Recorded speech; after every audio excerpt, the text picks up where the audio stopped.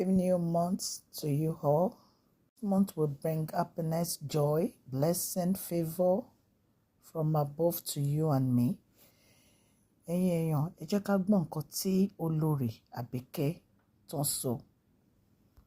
A lè torí pé bóyá nǹkan kan ṣẹlẹ̀ Nàìjíríà ìlú òdùn. Nàìjíríà ọ̀tọ̀. Ìlú tá a ti ṣẹ̀dá nínú Nàìjíríà náà ọ̀tọ̀. Nigeria is a country that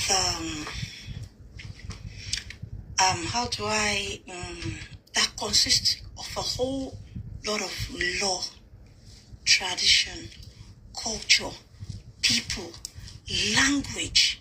That's what the country is about. Religion as well. Do you get it?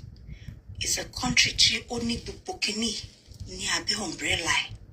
So yàtọ̀ sí pé òpèrè ní Nàìjíríà afẹnuwọ́ sí pé Yorùbá ni mí, Yíbò ni mí, Benin ni mí.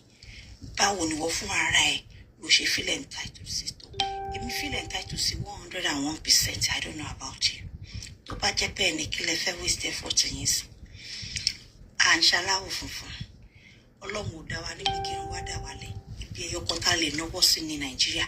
Ibi ẹyọ kan tó lè pè nílé ìlú ẹ̀ tó ti wá. Yálà ó jẹ́ Ìbàdàn ni, Ọ̀ṣun ni ẹni o, Hausa ni ẹni o, Igbo ni ẹni o, Delta ni ẹni o. Everybody must hold on tightly to their own culture, their tradition, their heritage.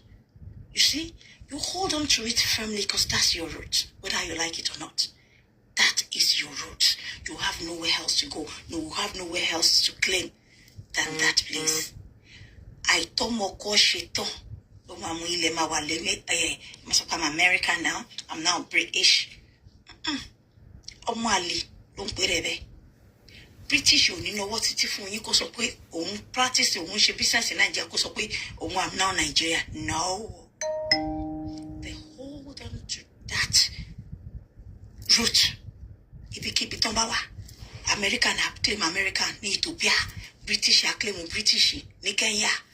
Ní gbọ̀ngàn yìí kan torí pé àwọn tí wà well integrated into the African system or probably doing some business with your country kan wá sọ pé àwọn ẹ̀yin dúdú la máa rí tẹ́ máa ń ṣe bẹ́ẹ̀ tẹ́ bá wá sókè òkun bí bẹ́ẹ̀ ọ̀pọ̀lọpọ̀ yín ń tẹ̀lé àwọn aláìmọ̀kan àwọn àbùtàtì àwọn afọ́jú ẹ̀dá àwọn ọ̀ka èèyàn láti support Esabod.